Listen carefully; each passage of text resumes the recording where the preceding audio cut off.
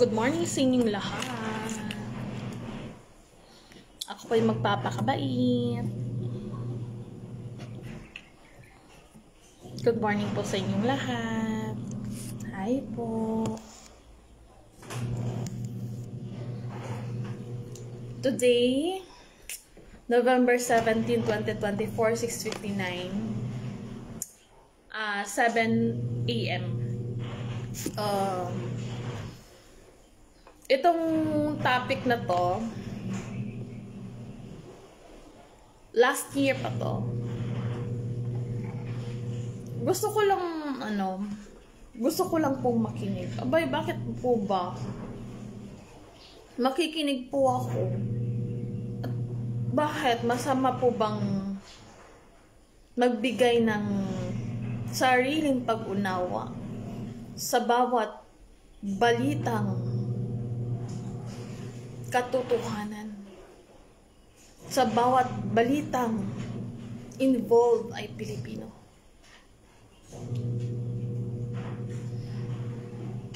This happened last year ago. 1 year ago. Ako lang naman po ay makikinig sa mga balitang interesting pagdating sa akin. Hindi naman po ako makikipag-away. Hindi naman po ako magmumura. Hindi.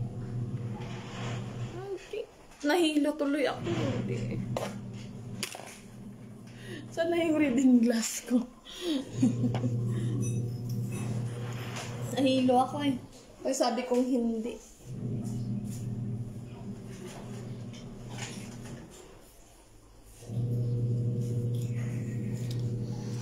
Kasi pag ako kasi, bawal yung ganon.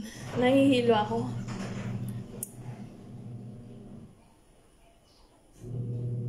Diba? Proud ako sa kanila kasi nagre-reading glass sila. Nakikita nila ang katotohanan. Sobra-sobra pa. So, makinig po tayo. Ay, parang parang matanda na ako. Ayaw ko ng ganito.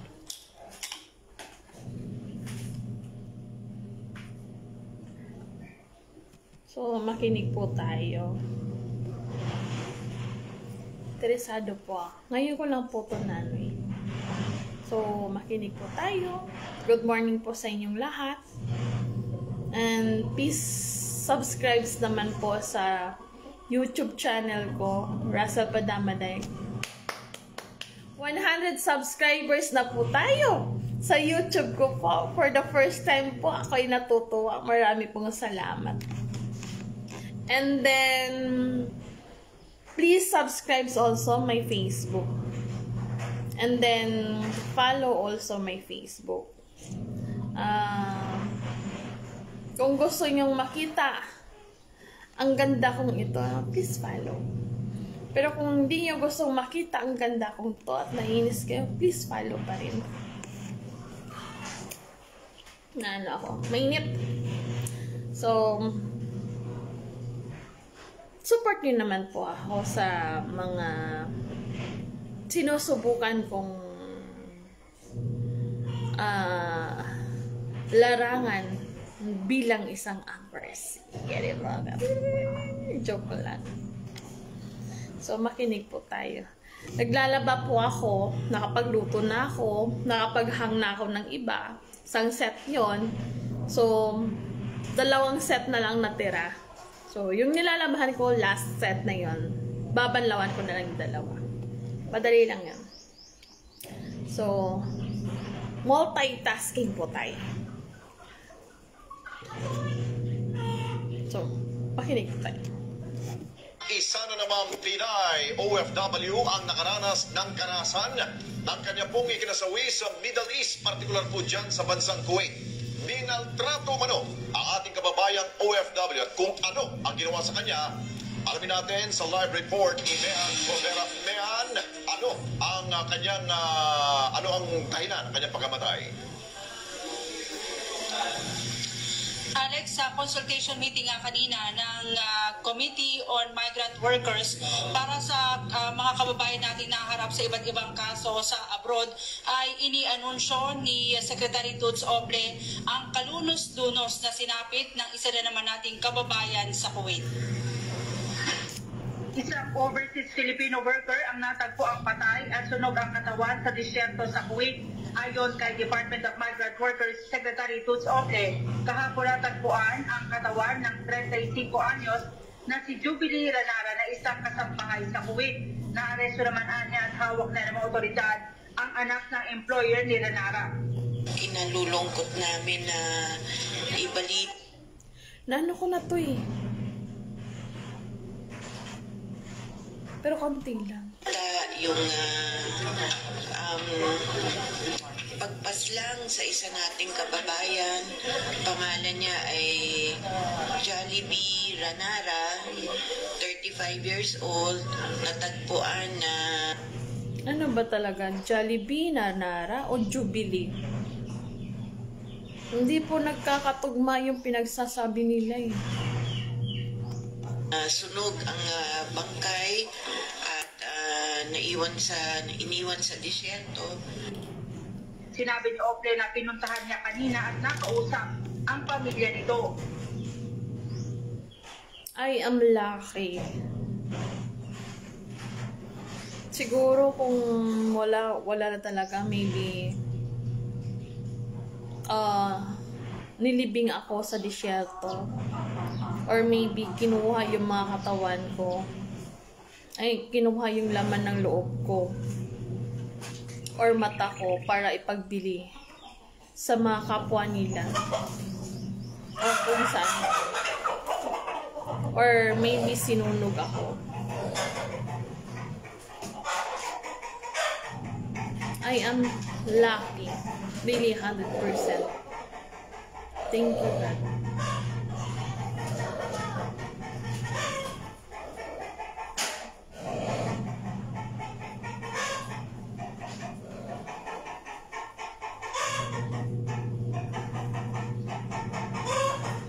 Swerte po talaga. Sa Middle East pa lang, pagdating nito, Manila, Davao, napakaswerte ko talaga. Parang ang daming binigay na buhay sa akin para maranasan ko pa, makita ko pa ang ginawa ng Panginoon. Thank you, God. And thank you sa mga taong naging part ng buhay namin na tumulong talaga. Hindi ko man alam kung sino kayo, pero maraming salamat sa inyo.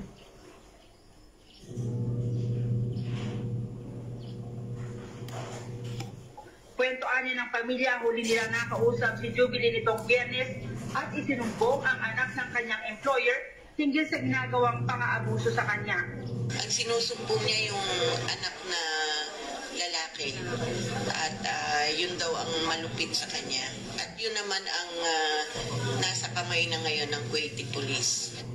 Tumanggi muna si Oble na magbigay ng iba pang detalye sa kaso dahil humingi ng privacy ang pamilya ng biktima. Pero sa isang post sa social media, humingi ng tulong ang pamilya ni Jubilee para makamit ang hustisya. Ang biktima ay may naiwang 4 na anak. Sa isang report na inilabas ng Arab Times, lumilitaw na bukod sa sinunog ang katawan, pinukpok rin sa ulo ang biktima at itinapon sa Salmi Road. Sa autopsy report, lumitaw na si Ranara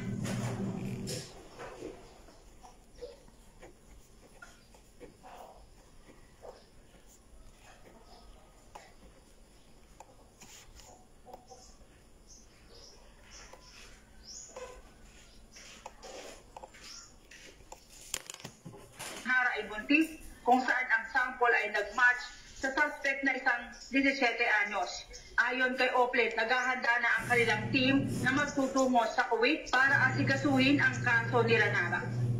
So hindi natin tatantanan tong kasong ito hanggat yun ang pangako namin sa pamilya.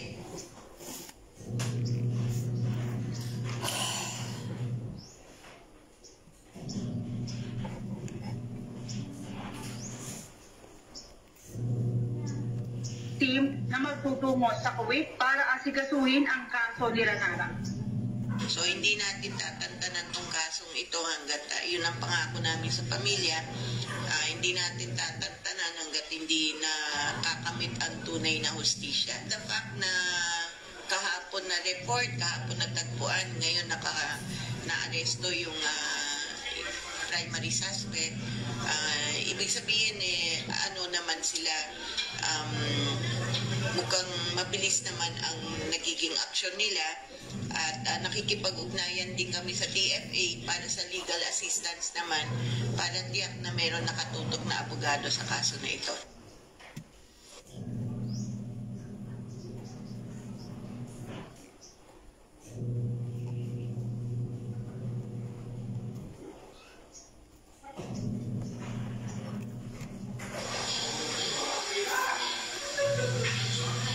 Kinumpirma ni Secretary Ople na magpapadala na ang gobyerno ng abogado para maiporsige ang kaso laban sa suspect. Pero ang problema, ito ay minor de edad, kaya isasangguni daw ito sa Kuwaiti government. Sa ngayon, sinabi ni Ople na inaasikaso naman ng kanilang departamento ang iba't ibang mga Pilipino na harap sa iba't ibang mga kaso sa abroad. Alex. Okay, Mayan, correct me if I'm wrong, ha? Kapag merong nangyaring karahasan o may namatay tayong kababayan dyan sa any part ng Middle East, merong bang ipatutupad na deployment ban ang ating pamahalaan? Sa ngayon, Alex, walang ganyang binibigay na kautosan ang ating gobyerno dahil ang mabilis daw na pag-aksyon ng Kuwait government ay isang malaking tulong na para agad matukoy kung sino man yung suspect. Sabi ni Ople, may ugnayan na sila sa mga bansa sa Middle East para nga maiwasan na itong mga kaso ng pang-abuso sa ating mga kababayan.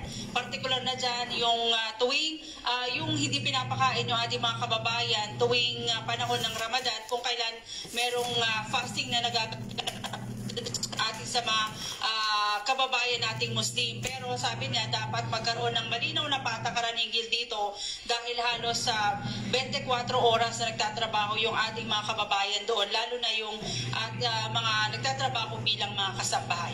Okay, maraming salamat sa iyo, Mayan Corbera. Mata natin dyan sa Senado. Maraming salamat sa inyo pong Magbabasa lang po ako. Ayon po sa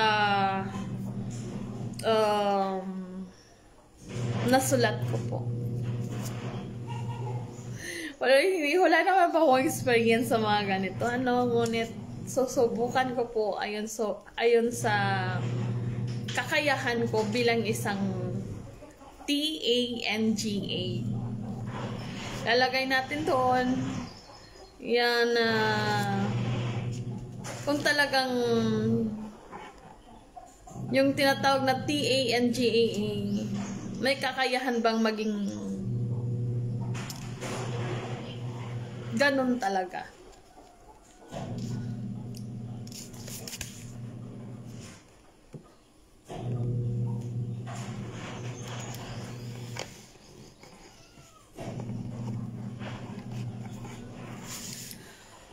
Okay po. Jollibee or Jollibee Nara.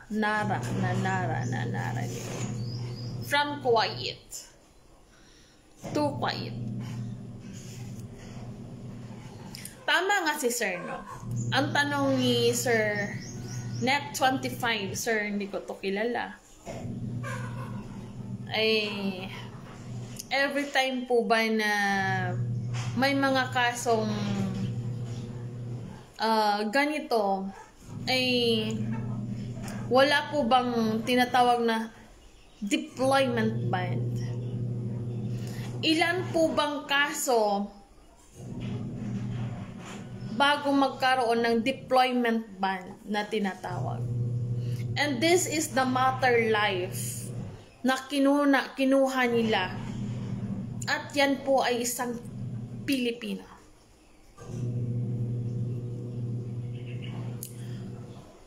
Mabilis ang action, but it's not accepted na wala pong deployment ban. Bakit po? Ito pa very long time and I am 100% na meron kayong reported when it comes the OFW, the workers, the domestic helpers, kung anong nangyayari. But the thing is, hindi nyo ba pinag-aaralan, Sir Arnel Ignacio,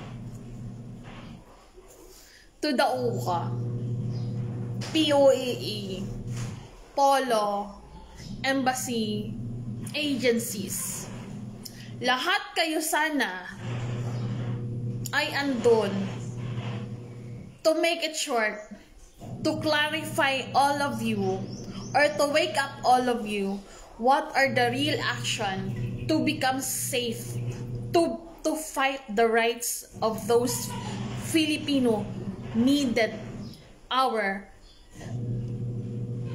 government helping hand.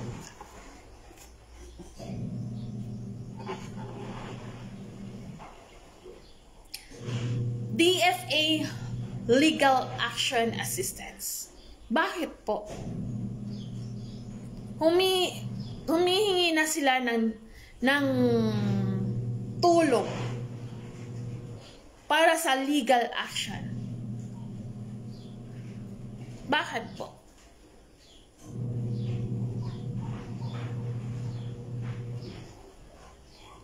Bakit po DFA ang hawak? Maybe the cash assistance. Bakit po wala po bang tinatawag na can provide the cash assistance sa OWA? There's insurance.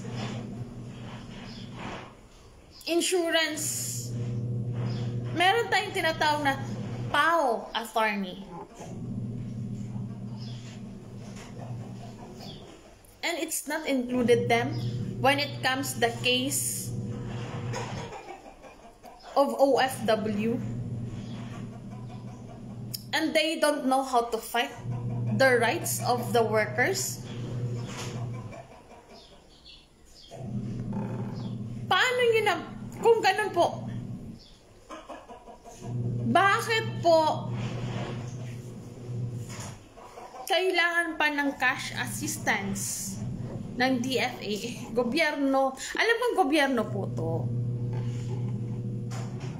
Ngunit yung tinatanong ko, wala po bang tinatawag na emerge action when it comes the Polo? Wala po bang attorney sa Polo? Alam niyo po, ang attorney sa Polo, if there's attorney sa Polo, alam nila kung ano ang pasikot-sikot when it comes to the law of equity. As far as I'm concerned, 17 years old na lalaki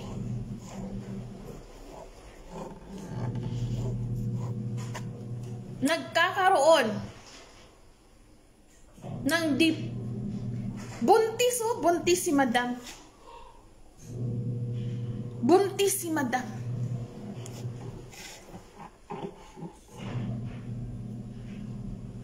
Buntis. Sa ating gobyerno, underage should be the DSWD to handle. But in Kuwaiti, when it comes to the law, it's different to us. Bakit kayo pumapayag? At no, hindi ko alam kung may action or no action or still ongoing the action.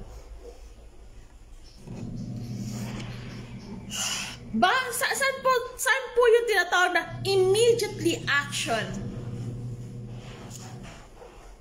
17 years old.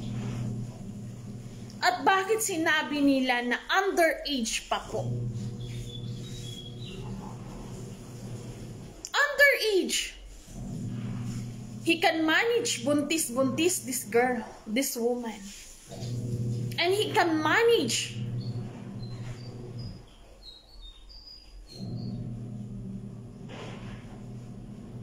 hindi na alam niyo po, pag ang babae na buntis ng isang Kuwaiti or Middle East, there's two options. You will stay in that country to raise the child, or walang sahod, just do your responsibilities to your child and the man and the family.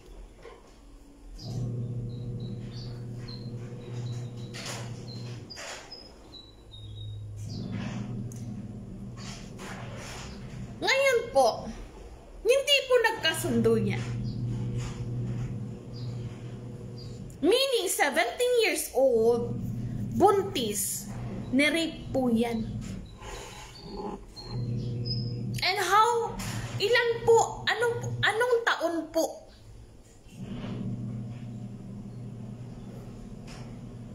Anong taon po si Madam? Ilang taon po si Madam? Si Madam Jubel, nakalimutan ko ng apelyido niya. Jubel Namnam. Bahala na. Hindi ko kasi sinulat. Tignan niyo po. Yung apelyido niya. Yan. Hindi ko naintindihan. Sulat ko yan. Tandaan niyo.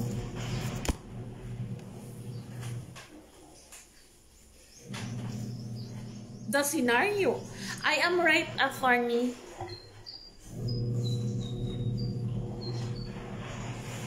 I-repeat ko po sa inyo. Makinig po tayo. Ulit. Just only 5 minutes. Years old, natagpuan na May OFW ang nakaranas ng karahasan ng kanya pong ikinasawi sa Middle East, partikular po dyan sa bansang Kuwait. Minaltrato mano ang ating kababayang OFW at kung ano ang ginawa sa kanya, alamin natin sa live report ni Mehan Corbera. Mehan, ano ang kanyang, ano ang dahilan ng kanyang pagkamatay? Alex, sa consultation meeting kanina ng Committee on Migrant Workers para sa mga kababayan nating naharap sa iba't ibang kaso sa abroad, ay inianunsyo ni Secretary Toots Ople ang kalunos-dunos na sinapit ng isa na naman nating kababayan sa Kuwait. Isang overseas Filipino worker ang natagpo ang patay at sunog ang katawan sa disyerto sa Kuwait. Ayon kay Department of Migrant Workers Secretary Toots Ople, kahapon natagpuan ang katawan ng 35 anyos na si Jubilee Ranara na isang kasambahay sa Kuwait. Naaresto naman niya at hawak na ng otoridad ang anak ng employer ni Ranara. Kinalulungkot namin na ibalita yung pagpaslang sa isa nating kababayan. Pangalan niya ay Jollibee Ranara, 35 years old, natagpuan na sunog ang bangkay at iniwan sa disyerto. Sinabi sa Ople na pinuntahan niya kanina at nakausap ang pamilya nito. Kwentoan niya ng pamilya, huli nilang nakausap si Jubilee nitong Biyernes at isinumbong ang anak ng kanyang employer hinggil sa ginagawang pang-aabuso sa kanya. Ang sinusumbong niya yung anak na lalaki at yun daw ang sa kanya. At yun naman ang nasa kamay na ngayon ng Kuwaiti Police. Tumanggi muna si Ople na magbigay ng iba pang detalye sa kaso dahil humingi ng privacy ang pamilya ng biktima. Pero sa isang post sa social media, humingi ng tulong ang pamilya ni Jubilee para makamit ang justisya. Ang biktima ay may naiwang 4 na anak. Sa isang report na inilabas ng Arab Times, lumilitaw na bukod sa sinunog ang katawan, pinukpok rin sa ulo ang biktima at itinapon sa Salmi Road. Sa autopsy report, lumitaw na si Renara ay buntis kung saan ang sample ay nag-match sa suspect na isang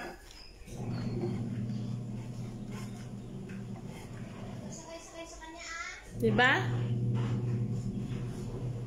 Buntis. Minaltrato.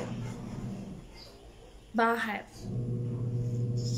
Ginagawa ng maybe ilang paulit-ulit na halay ang ginagawa sa kanya. Ilang years po yan sa Kuwaiti. And to tell you honestly, pag buntis talaga yan, yun nga 2 option ang binibigay ko sa inyo. Yun po ang sarili kong pagkakaunawa.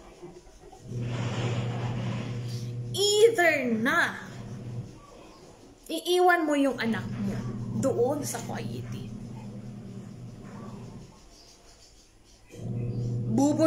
buntis, at iiwan mo yung anak mo sa Kuwaiti family at umuwi ka. That's it. Wala kang makukuha.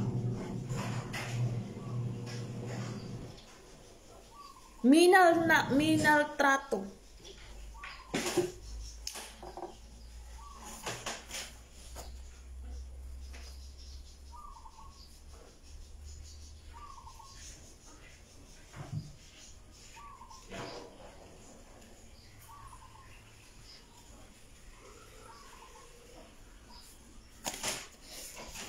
Minaltrato.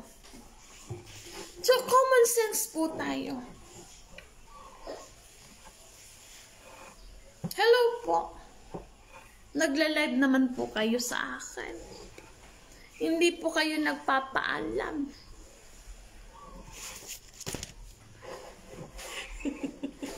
Pinatay.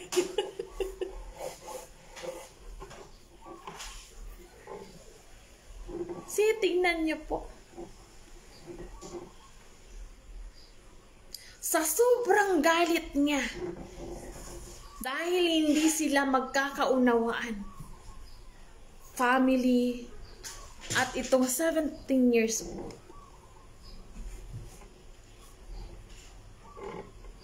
sinunog, tinapon sa Sunny Road. Then how about the fetus? Ilang buwan po yan. Dala-dala niya sa pagbubuntis. Tinignan niyo po ba?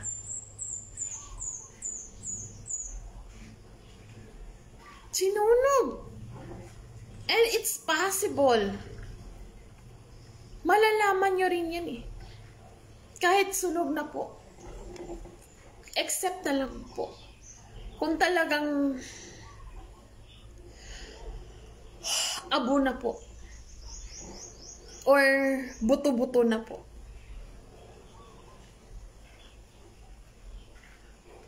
Pinukpok sa ulo. And do you think it's complete? Yung mata.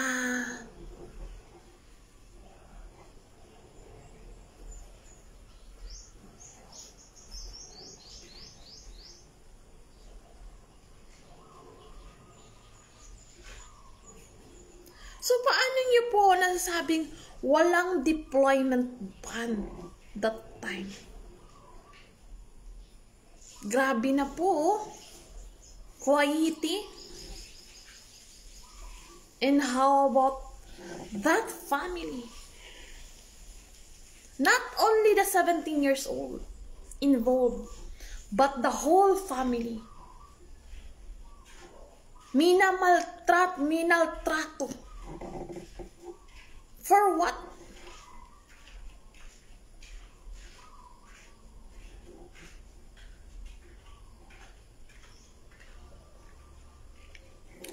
Madam Attorney, ano po ba ang mga action nyo when it regards about this?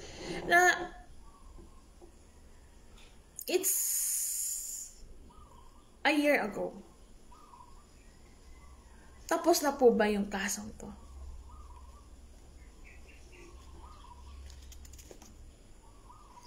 No po. This is the thing. Ako po'y natatawa sa action ng ating gobyerno. Bakit?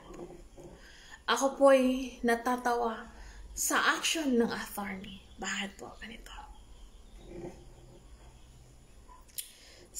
Sabi niya, action immediately. Now po, 17 years old. Ano pong nangyari sa kanya until now? Maybe just only pay the money. Payment. Tawag sa na. Penalty. Like that. It's not penalty. It's not all about the money. It's the rights. The justice should be received for this family. The thing is, the scenario are included the family. Why? Hirap na. Minaltrato.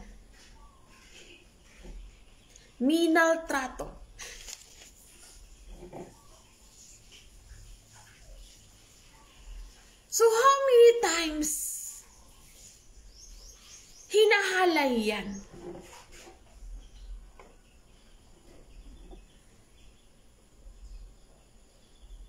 Minaltrato. And do you think walang mga pasa, walang mga ganon?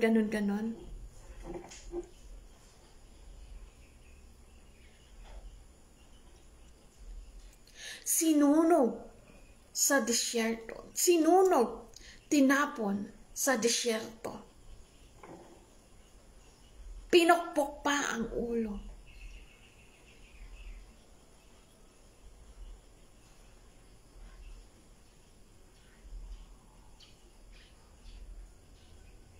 Only like that. Sa balita dito, only the family or tawag niyan, yung Pilipinang yan or ang pamilya nakikita ng bawat Pilipino. Kinikilala, inuunawa ang pangyayari sa pamilyang yan, ang nangyayari. Ngunit,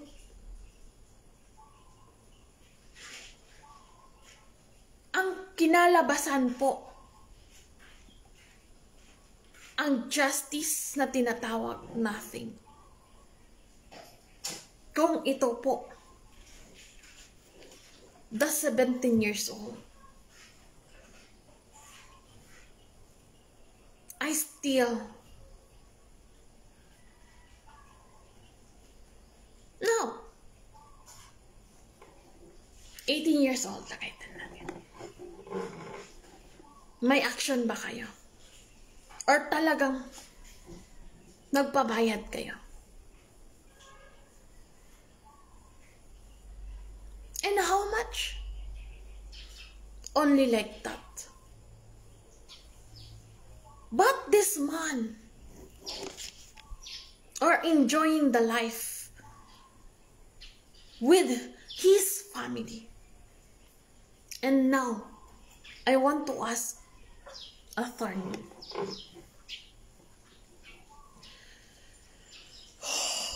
Masakit na naman ang dibdib ko.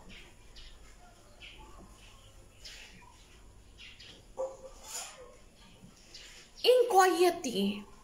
No blacklisted. Just only penalty, payment, and then And they receive another helper for their family, for his family. And then, do you think hindi mangyayari ulit ang karumal-dumal na ginawa ng pamilya niyan? It's because they are involved. Why? They are protecting the 17 years old.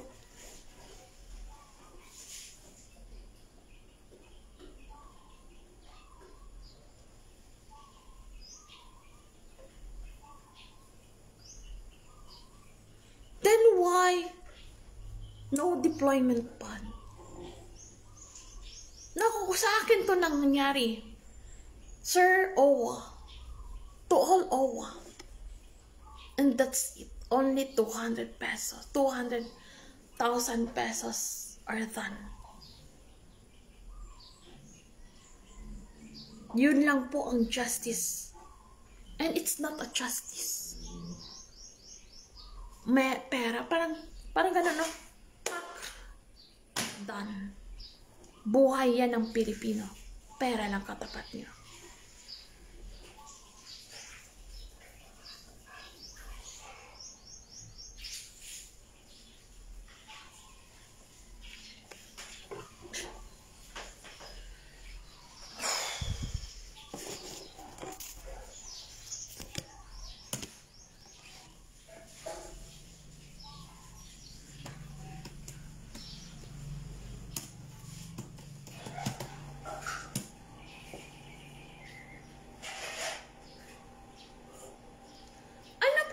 Ng DFA.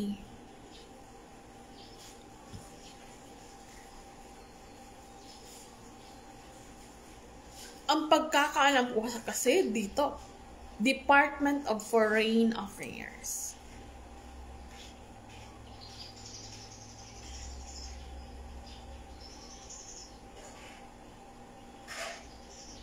Kung humihingi kayo ng assistance, libre yung passport, yung mga requirements. It should be. Lahat ng mga case na gusto nyo at included po kayo, kung sino kayo na puprotektahan or kunin yung justice ng bawat Filipino na nawalan ng malay. They will provide, should be.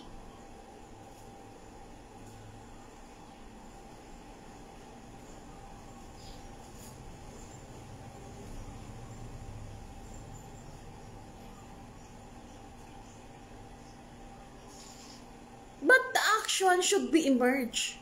Connect.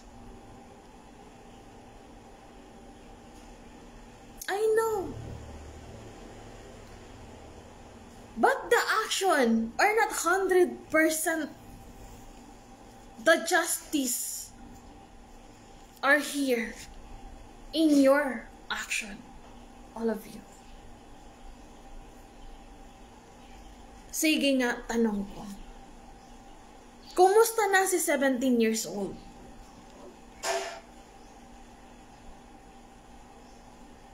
Baka nagsisisya yun. Nagve-vape yun.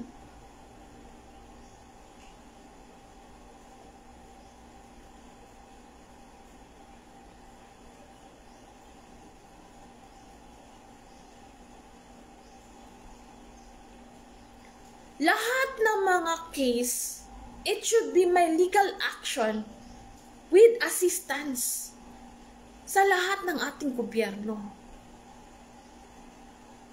Polo. Pag nasa labas, embassy, polo.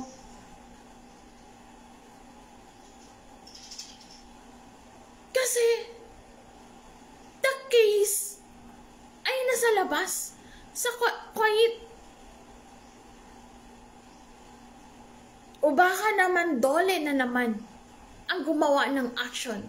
Agency Dole. Oh.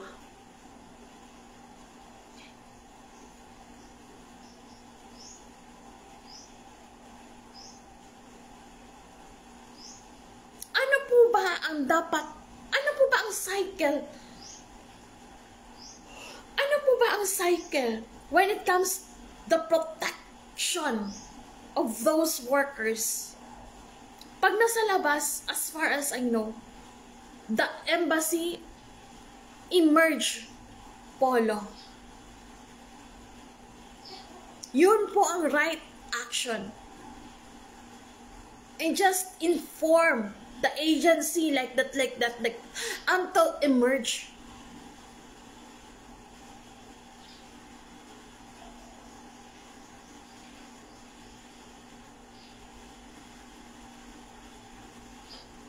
Wala po bang attorney sa polo na siya ang nakakaalam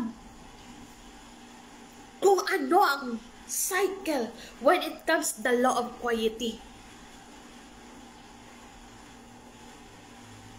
No. Kaya may nangyayaring ganito eh.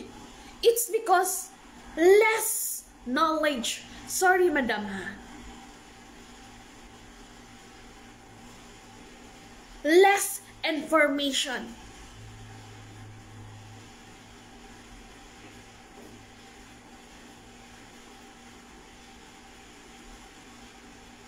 Ang tagal na nila sa polo. Nagtatrabaho. How many years? And it's...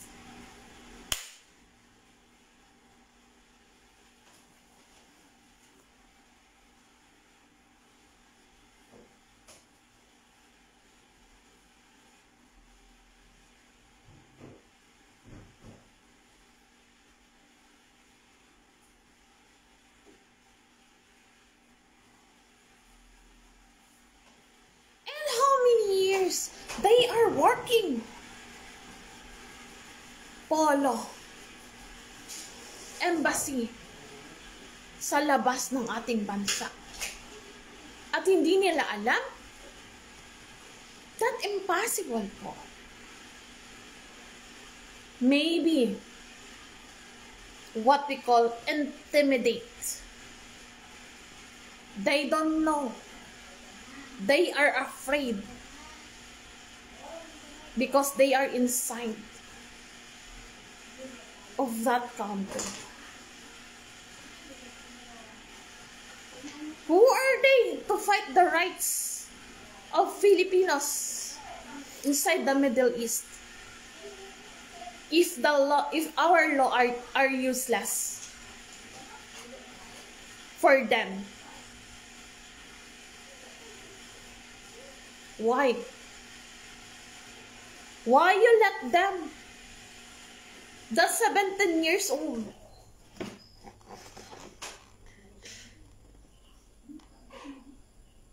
And why no action? Tawag nito.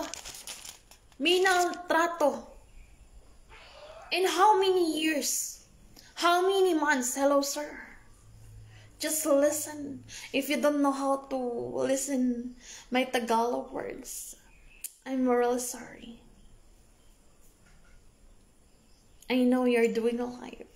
It's okay. But please, subscribe.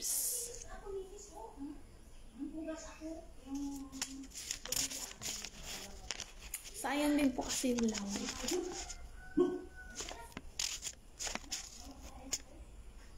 See?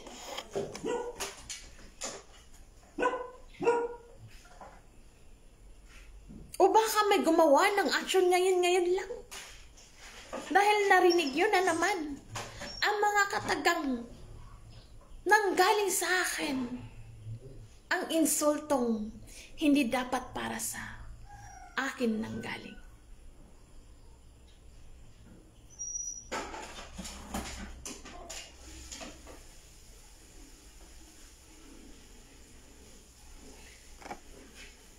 Buntis.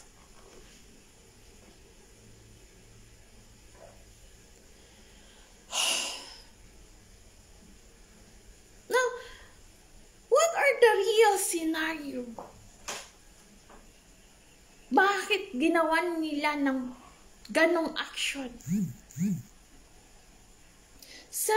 years old. And do you think only the 17 years old ang gumagawa niyan?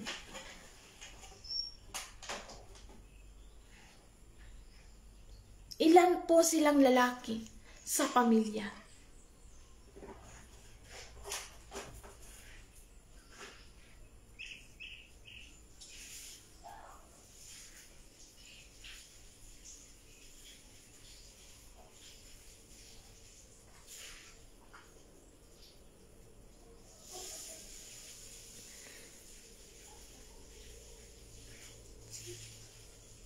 Now, this is the thing. The 17 years old.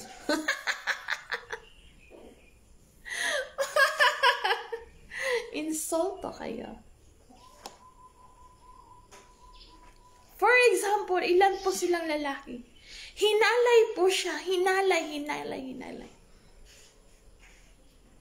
Pag nagkaroon ng tawag na DNA test, at doon, pinoint sa 17 years old. It's because the law of the Philippines, pag nasa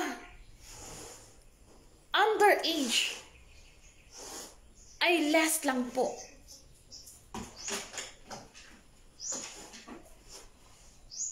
Ang ipapataw sa 17 years old. And now, for example, 7 silang mga lalaki. Hinalay niya. Dahil magagaling na nga.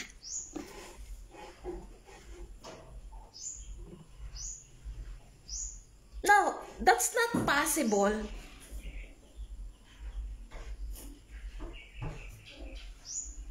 Now, how can you locate or how can you identify na siya po talaga si 17 years old?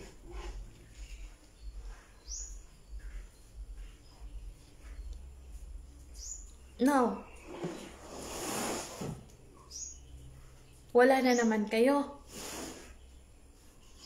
Walay na naman kayo sa mga action ninyo.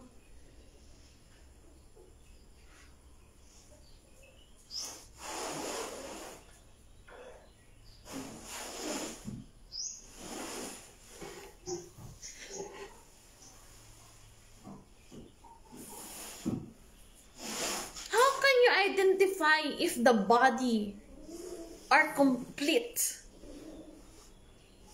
if nasunog.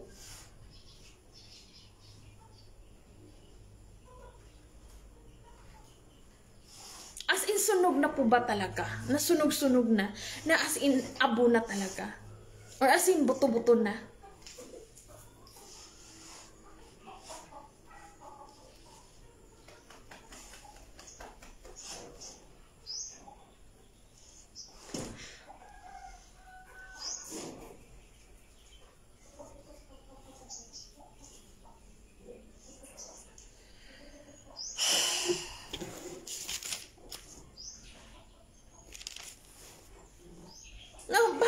Pinaslang si Madam. Bakit po minamaltrato si Madam? It's because there's forcing.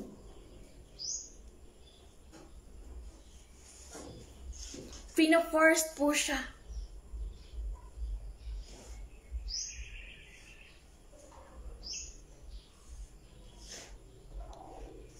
Now, saan po nila ginagawa yan? Maybe underground. Maybe the secret room. Without CCTV.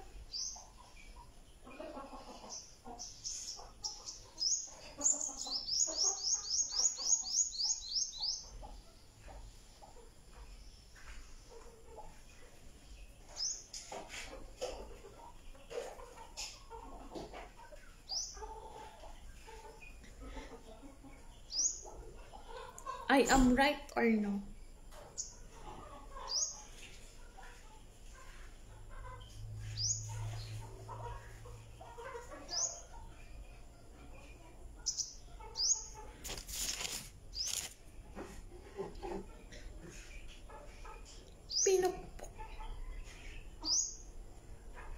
Yung mga pamilyang yan, sira ulo yan.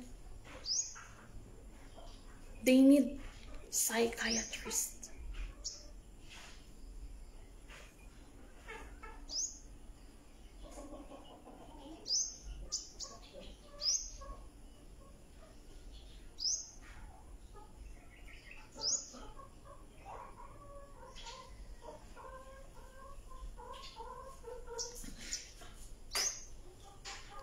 "17 years old? Ginagawa niyo akong bobo? Ma'am, attorney naman. Our law, our reference, done their law.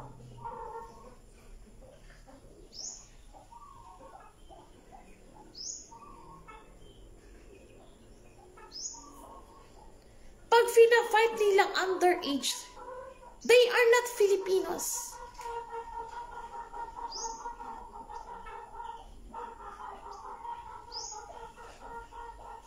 Kaya walang, it's easy for them to play all of you.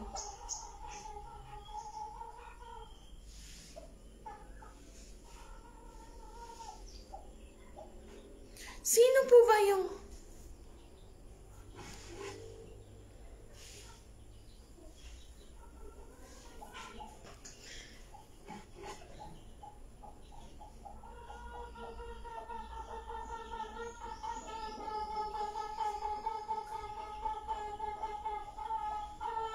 see?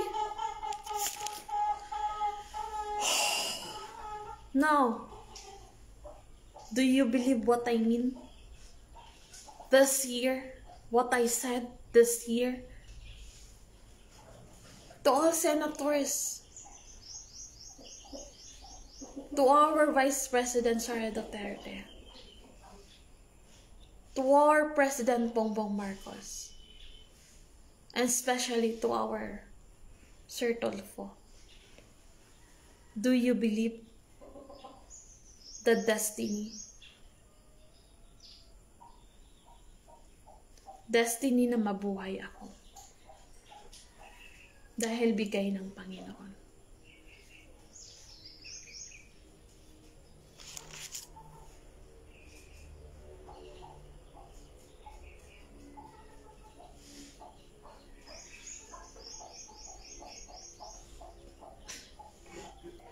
Kung hindi po ako buhay, tulad din po ako dito. Maybe sobra-sobra pa po. At ang sisihin yung Egyptian na karelasyon ko before.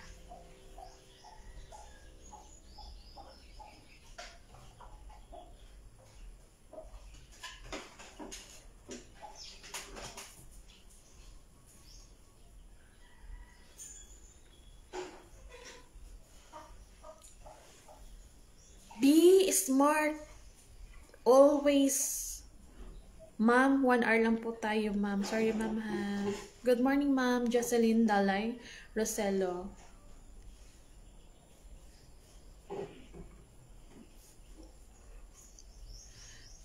Nawala ako bigla.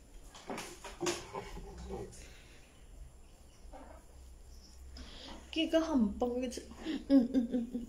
Drakampang.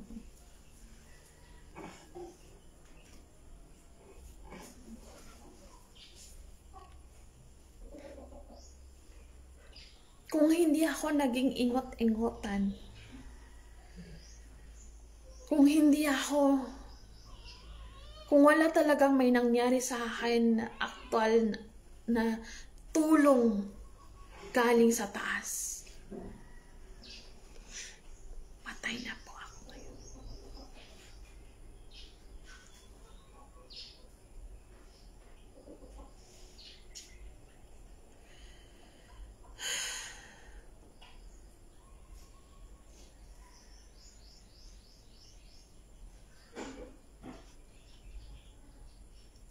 Ito pamilyang involved.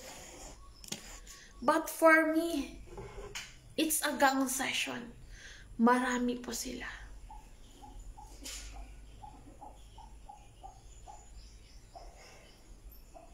Huwag niyo akong sisihin. sisihin nyo kung anong ginawa nila sa akin.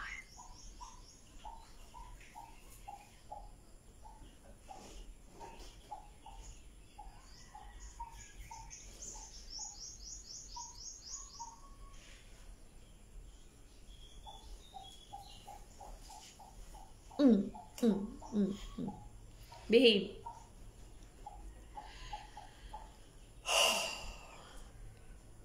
So, to our government, ilan pa pong buhay ang hinihintay ninyo? Sir Tolfo,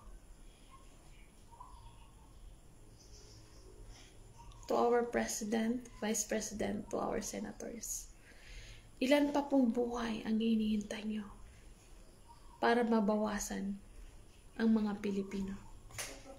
They are the state. Yaman din po yan. Hindi lang lugar ang pinoprotektahan. Pinoprotektahan din po ang tao. It's because yaman din po ng ating bansa.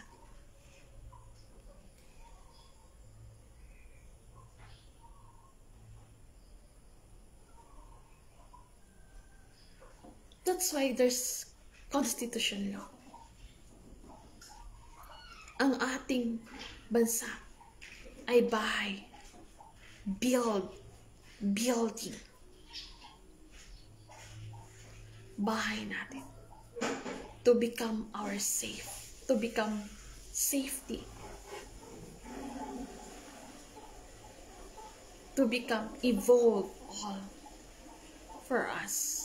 The benefits are there. Kaya, don't forget po sa sinasabi kong rights. Pag may respeto po tayo sa bawat Pilipino, 100% po, may karapatan po tayo sa lahat.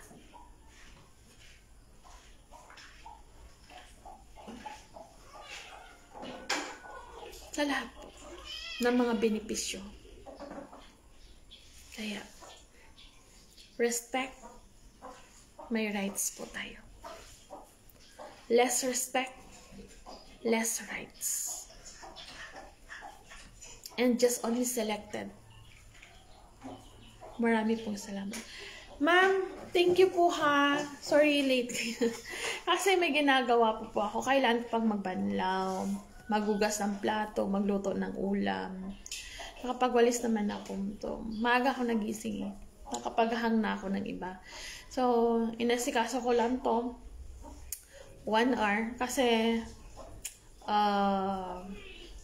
nasa dashboard ko po talaga yan. Pero hindi ko lang alam if everyday 1 hour po talaga. Or everyday, hindi ko talaga alam. But, as much as possible, nilalagay ko sa 1 hour, 2 hours, 3 hours. Depende po sa weather. Do action, please. And 100% do action. If not, how can you locate the ID? The number? That's the privacy. But we have the right to ask their government. It's because they are protecting their mistakes.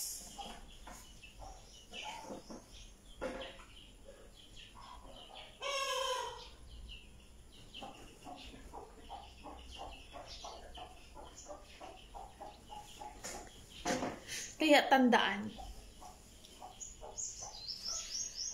actress, actor, director, the owner of the body who are working as domestic helper. The difficulties work domestic helper. It's because they are alone how to become survive. pag nakauwi sila dito, they are survivor. Tandaan. Marami pong salamat. Ma'am, salamat po ha. Enjoy. Please share naman po ng live ko. And kung gusto niyo po, please naman po paki-subscribe naman po kung gusto niyo. Or share naman po. Please naman po. Marami pong salamat. Thank you. Bye-bye. Naka 1 hour na po kasi ako. Gustuhin ko man na hindi ko kaya kasi may ginagawa ako. So, maraming salamat. Thank you. Bye-bye. God bless to all of you and this family also. And hoping na makuha ko yung justice.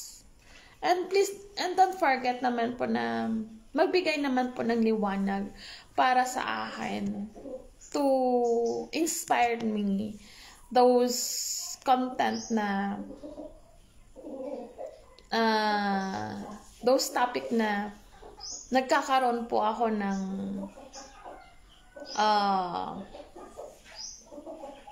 interesado. Kaya huwag nyo naman pong pagkait yung mga sharing is loving naman po. Yun lamang po. Thank you. Please subscribe po ha. And don't forget to subscribe to my YouTube channel, Russell Padama Dayag. And don't forget also to subscribe to my Facebook, Russell Padama Dayag. Marami pong salamat kay Sir Meta dahil meron naman pong nag-e-improve. Pero little by little, pero andyan pa rin po yung ni Sir Meta. Marami pong salamat. Thank you.